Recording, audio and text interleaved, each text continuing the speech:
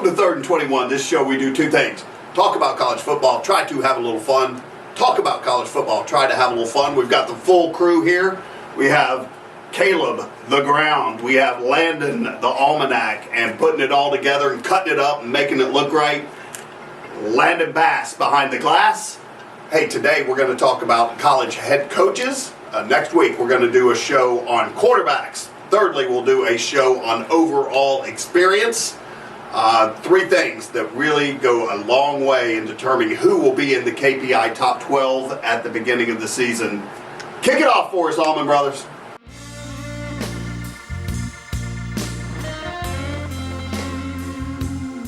Welcome to 3rd and 21, a show where we talk about college football and try to have a little fun. Where we talk about college football and try to have a little fun. All right, welcome back. All right, welcome back. Thank you, Jenny, for the voiceover. Let's talk about some college football teams that are going to have first-year head coaches on the sidelines. To make this a little more fun, we're going to have Caleb, the ground, throw these at me in a random style, no particular order, and let's have a little fun with it. Kansas State, Chris Kielman. Chris Kielman, I think it's a good hire. Before we talk about him, though, I want to give some major respect to Coach Snyder, Coach Bill Snyder, who really built the program twice. Before he got there, Kansas State was awful, and he really built it into a reputable program. Kielman, obviously, he is a winner in the last 5 years. He's won 3 national championships, 67-6 overall over the last 5 years. Anytime you win a championship in any level, it's a hard thing to do, and he's done it 3 times. I just wonder if he can compete against Oklahoma and Texas, but we'll see. Mike Locksley, Maryland. Hey, good fit. He's got experience there. He's been there before. What Maryland needs is a total redo, a total culture change up there. So the palette is pretty clean for him to come in and paint whatever he wants. So I think he's going to have some time to do what he wants to. Mel Tucker, Colorado. Mel Tucker, Colorado. Everywhere Mel Tucker goes, the teams are better. And I'm not talking like Townsend State.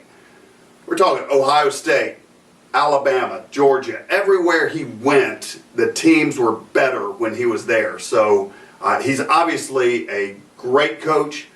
I had a little question is, does Colorado have the institutional desire to do what it takes to be a major player? And that I don't know.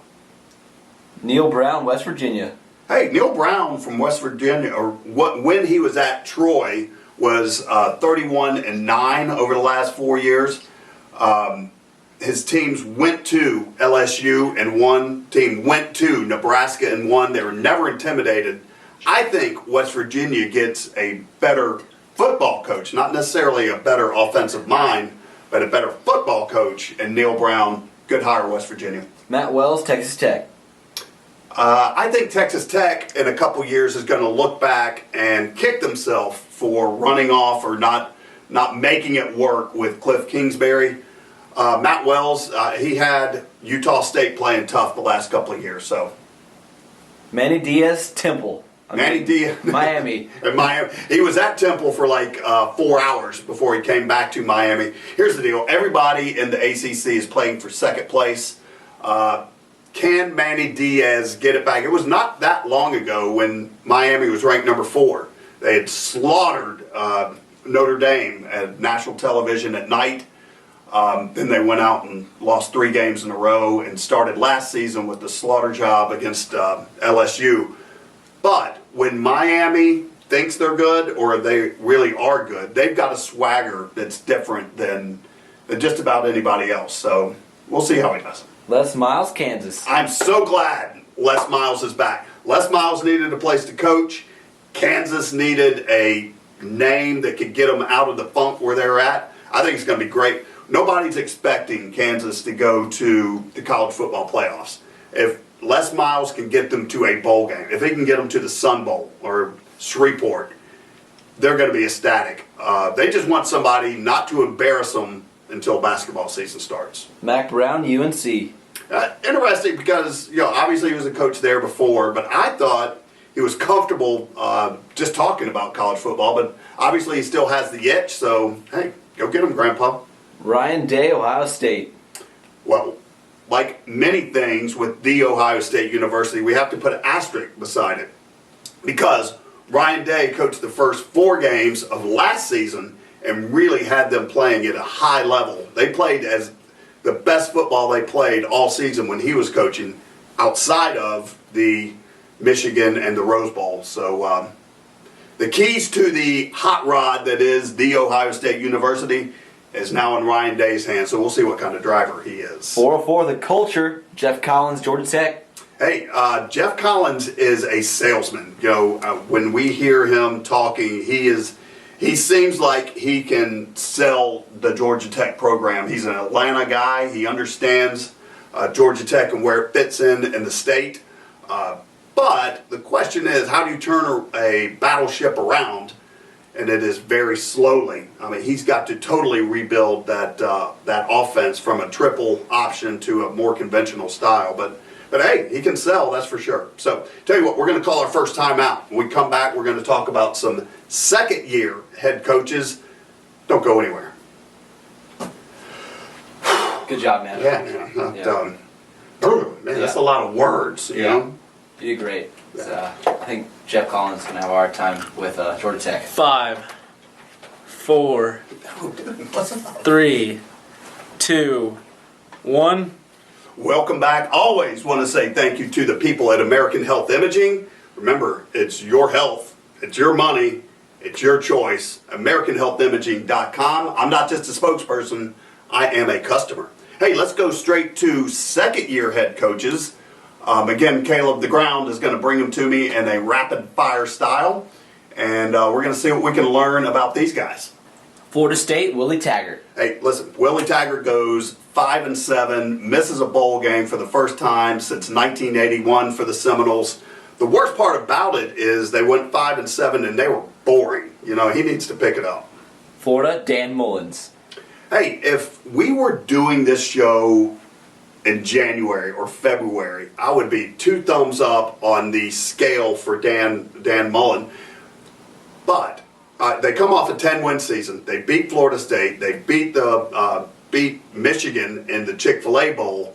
Have a good recruiting season. But in the last couple of weeks, people are transferring and something's smelly down there. So I think Dan Mullen just wants to get to the season to where they can play some games and he can coach. Arizona State, Herm Edwards. Man, if I had any brains in my head at the beginning of last year, and I'm going to lump Kevin Sumlin and Arizona into this one, if I had any brains, I would have said, the Herm Edwards team is going to play hard, they're going to play physical, they're going to play disciplined, and that's exactly what they did. They went to a bowl game. The only coach besides Dan Mullen to go to a bowl game in their first year, and the same with Kevin Sumlin. Same thing has happened at Texas A&M, faded down the stretch. Had Khalil Tate, and he was just a ghost. Didn't do anything last season. So UCLA, Chip Kelly. Hey, you know, Chip Kelly, they started slow. They did get some momentum. They beat their arch rival. Didn't have a terrific recruiting season, but you know, I can see his system working at UCLA. I can see it. Doesn't mean it's going to work, but I can see it working. Nebraska, Scott Frost. Hey, started off 0-6, went 4-2 down the stretch. Great hire. Nebraska will be competing for Big Ten West championships very soon. Probably not this year, but they are on their way. Get ready. Mississippi State, Joe Moorhead. You know, that team was Dan Mullen built that team to do big things. It was loaded, and they went 8-5, lost in the Outback Bowl. Disappointing, but he seems to still be upbeat, and we'll see what he does this year. Arkansas, Chad Morris. I mean, blank next. Yeah, he needs to pick it up. Again, he is turning a battleship around, going from Belima and a run-heavy to a spread offense, but they were really bad last year. Tennessee, Jeremy Pruitt. For the first time in a while, Tennessee got it right with Jeremy Pruitt. He's just too tough. too grindy not to succeed. You know, he is going to get Tennessee back. Tennessee doesn't need to worry about trying to beat Georgia and Florida. They need to beat Vanderbilt and Kentucky and South Carolina, but they're getting there. They've got 2 5-star players right now, so they're getting there, and I think Pruitt is the right guy. Finally, Jimbo Fisher, Texas A&M. All right, of all the coaches, second-year coaches with both arrows pointing up is Jimbo Fisher. He's got Kellen Mond coming back, and he develops quarterbacks. Everything is pointing up for Jimbo Fisher, except, and I haven't done the hardest schedules, but I will guarantee you, if Texas A&M doesn't have the hardest schedule, they've got a top 3 hardest schedule. It is very, very difficult, but I've got a feeling in the second week they go to Clemson. I think they're going to play very, very well in that game. All right, over there they are saying let's call our second time out of the show. And when we come back, we're going to go to the ever-popular mailbag and introduce a new segment. Give me 15 seconds. Real quick, got breaking news. Art Briles is now the head coach of a Texas high school team. Oh, man. Yeah, Thought you were going to say 4, college team. man, Yep. going from Baylor 3, to 2, high school coach. 1. All right, welcome back. Always want to say thank you to Butch Maxey and Maxey Homes. That's MaxeyHomesGA.com. Long on quality, short on drama, MaxeyHomesGA.com. Let's go to the mailbag. Mailbag is brought to you by On the Road Again Cars, OnTheRoadAgainCars.com. Quality used cars for quality people. Bob from Milwaukee. If you could have any coach, who would you choose?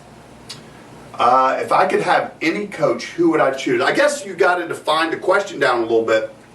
You know, who would I want right now? Obviously, I'd want Dabo. There's no question about it. But if you're saying if you could look at the full scale and say you get this guy at the beginning, hello, give me Nick. Billy from Greensboro. Who are some of your coaches on the hot seat? Yeah, I don't. Who was that? Billy from Greensboro. Yep. Mm-hmm. I don't really like the hot seat thing. That's not my gig. It doesn't mean I don't understand that there are some teams that have to win this year or the coach is gone. But I don't like the hot seat thing.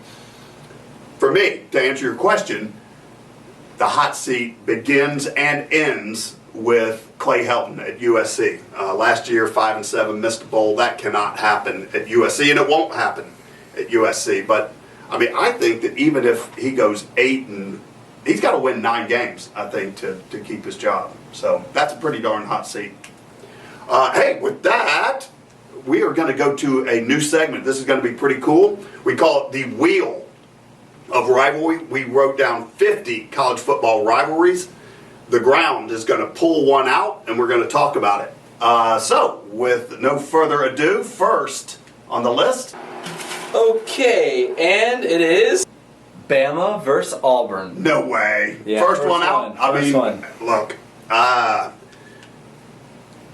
say the biggest rivalry is Army versus Navy, but Alabama versus Auburn is just one tiny step below it. I mean, great players that just don't like each other, great coaches, great tradition. Man, there are so many games that you can go through and pull out just incredible things happening. That is a great, great rivalry. I'm going to pick, when we do this, who, you know, the overall winner. I think Alabama is probably 60-40. Okay, so Alabama is in the lead.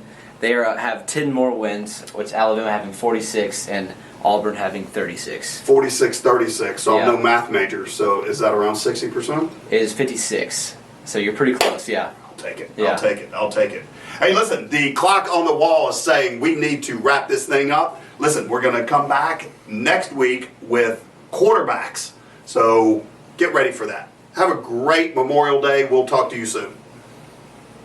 Really good.